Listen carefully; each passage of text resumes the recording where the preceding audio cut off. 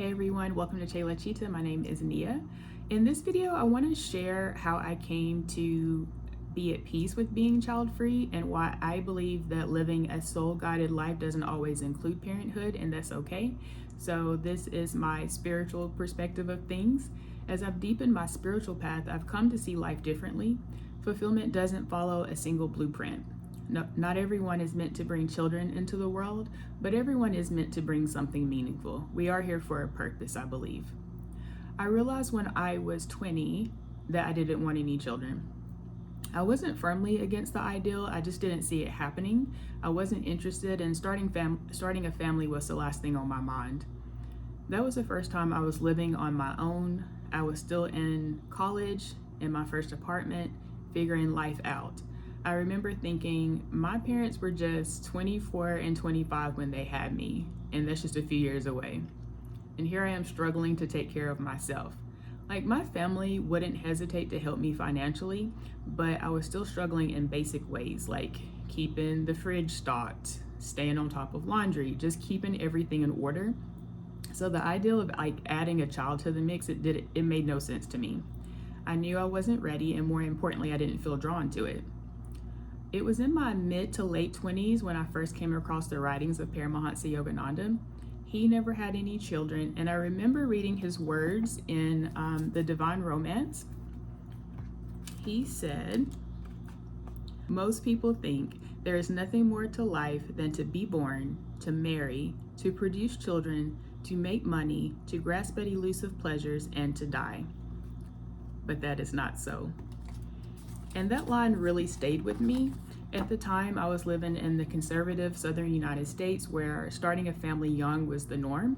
I often felt like the odd one out simply for not being interested in that path. Even in high school, many girls were already talking about having kids or had them shortly after graduation. So reading Yogananda's words felt deeply affirming. It reassured me that there was nothing wrong with me for feeling differently.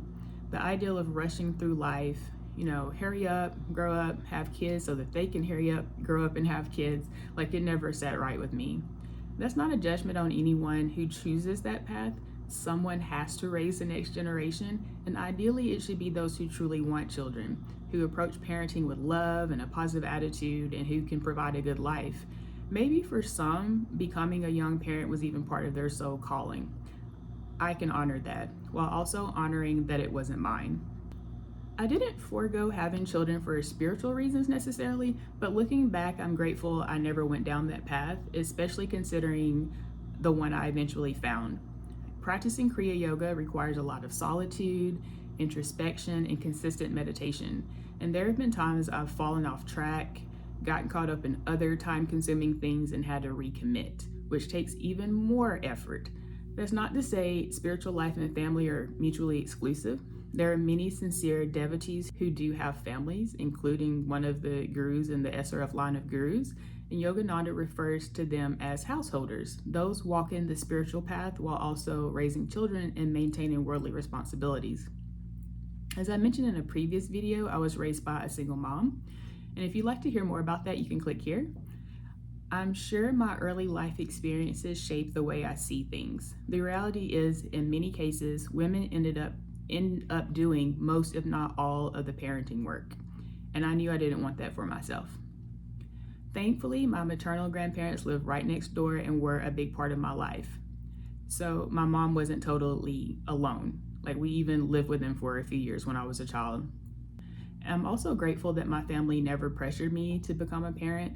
My mom especially understood. She was a social worker when I was growing up, and I remember her being frustrated, maybe even bewildered by people having more kids while already struggling and relying on assistance. She definitely got it. I think it's a blessing to want children, to have them, and to give them a good life. And it's equally a blessing to not have children if you don't feel called to. My maternal grandmother was a teenager when she got married and had her first child, my aunt, which was very normal at the time. I don't know if she ever considered a different path. We never had that conversation. She was always praying for me and cheering me on, especially when it came to education. She was so proud when I graduated from high school and then college because she hadn't had those opportunities herself. And again, that's just the way the times were. My grandfather was a bit older than her and they had a farm. Once my mom and her siblings were old enough, they helped work that farm. That was their life.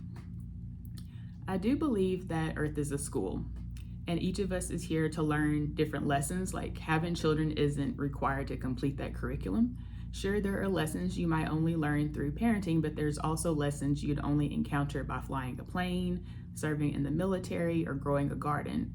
And we're not all here to learn the same things, so it makes sense that we're not all meant to live the same way. Yogananda taught that it takes many lifetimes to perfect human relationships. That ideal resonated with me, especially since I've struggled with relationships, both friendships and romantic ones, that have felt confusing and hard to maintain. And I never quite understood why. It's an area I've had to consciously work on, and I believe is part of my current soul lesson. At the end of the day, living child-free isn't a rejection of motherhood. It's just an honest reflection of who I am and what I'm here to experience in this lifetime. I've found peace in following my own rhythm, going at my own pace, even when it doesn't match what's expected. Whether your path includes children, creative pursuits, spiritual growth, or all of the above, what matters is that it feels true to you. We're all students here, walking different roads, learning different lessons, and that diversity of experience, that's part of what makes the world so rich. With all that said, I'd love to hear from you in the comments. What's one way you felt called to live differently from what's expected? And if you've chosen a different path, child-free or otherwise, how did you come to peace with it? If you've watched to the end, please drop a palm tree emoji. I did include an affiliate link in the description for the Divine Romance. As an affiliate, I may earn a small commission if you purchase through this link, and no extra cost to you. You may also purchase it directly from SRF's bookstore. I've included that link as well. Be sure to like this video, subscribe, and share. I will see you in the next one. Bye.